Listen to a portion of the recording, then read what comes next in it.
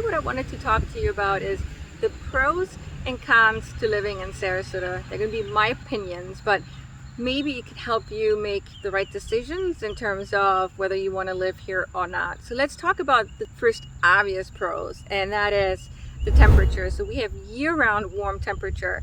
It really never gets that cold that it snows here, at least not since I've been here, and I've been here for about 11 years. The summers are very warm, about 95 degrees on average, and the winters, the low is 40-45 degrees at nighttime. But typically, even the winters, for the exception of a few weeks, you can walk around in a t-shirt and shorts. It's still quite pleasant out in the winter. Two is the beaches. We have some of the most beautiful beaches. Siesta Key Beach gets rated as one of the best beaches in the US consistently, but outside of Siesta Key Beach, we have others to choose from. Turtle Beach, the three beaches on Lido Key, North Lido Beach, Lido, and South Lido Beach. And then depending on where you live in Sarasota, you might be close to some of the Venice beaches as well. So there's absolutely no shortage of beaches here in Sarasota. Our beaches are beautiful, especially for those who are looking for the type of water that's more like pool water, calm, no waves. You get waves over on the other side, Miami and Fort Lauderdale, because they're on the Atlantic Ocean. Our third point is there are a lot of different atmospheres here in Sarasota within a short distance. So Sarasota is not that big. You can go from one side of Sarasota to the other within maybe 20 to 25 minutes. If I wanted to go to the beach, okay, I'm literally 10 minutes away from the beach, but I'm not always going to want to go to the beach. Sometimes I feel like I want to be in a urban type of setting. I want to be downtown Sarasota. Well, that's about 15 minutes away from me.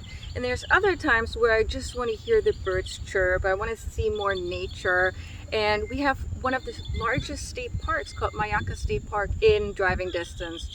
UTC Mall on University, that's where all the shopping happens. And if you want to see tourism, go to St. Armand's Circle.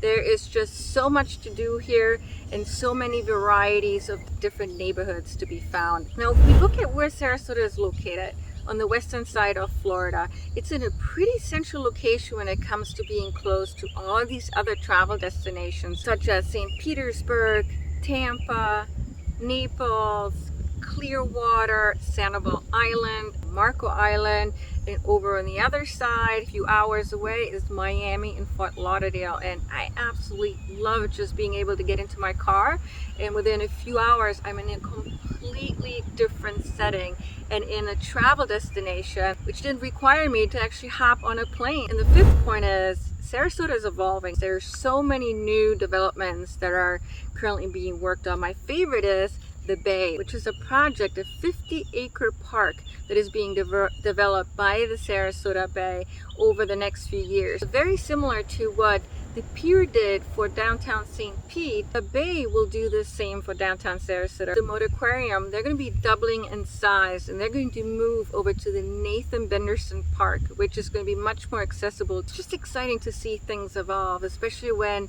it will make our lives better and happier. Now let's talk about the cons, and this is where I gotta be completely honest, no sugarcoating here. The first con is weather related. The summers get really rainy with lots of thunderstorms and lightning.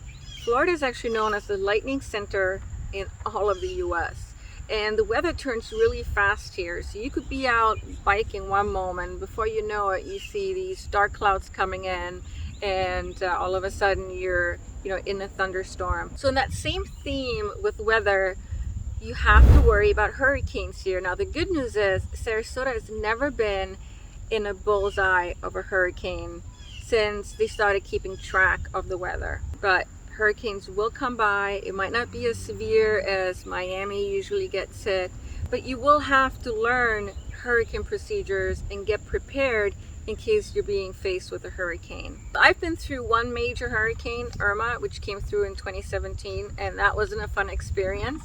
We all thought it was going to hit us directly. We had to get all of our stuff from the Lanai area, bring it inside, board up the house. Still didn't feel comfortable enough to stay in the home. We ended up driving up north and stayed there for a few days until the hurricane came by. Number 3 is politics. I'm going to keep this one really short. It's fair enough to say that Florida is divided. It's a swing state.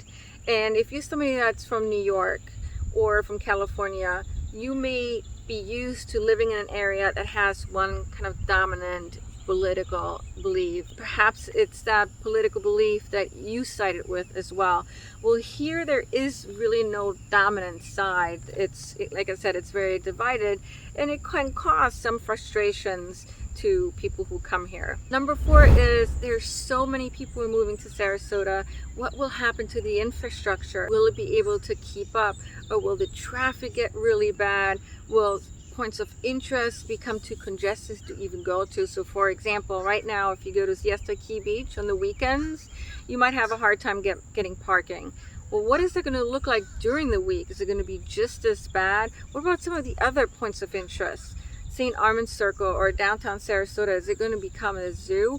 One of the reasons people absolutely love Sarasota and they enjoy moving here is because it's still a relatively quaint town. So the big question is, how is Sarasota going to evolve?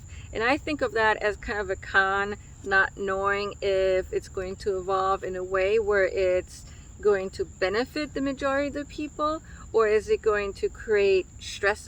We just don't know. We're going to have to wait and see what happens.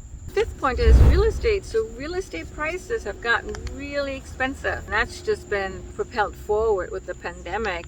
So if we look at May average sales price versus last May, it's up by about 35%. Now, if we compare it to April of this year, it's actually up by almost 5%. The prices are continuing to go up, and a lot of people are starting to get priced out of this market. I'm hoping that the real estate prices will at least level out towards the end of the summer, perhaps even drop. But nobody really knows. It's gotten really expensive to live in Sarasota when it comes to real estate. I hope you enjoyed this video. Please like it, also subscribe. It really does help out the channel. And for any questions, I'm always here. Take care.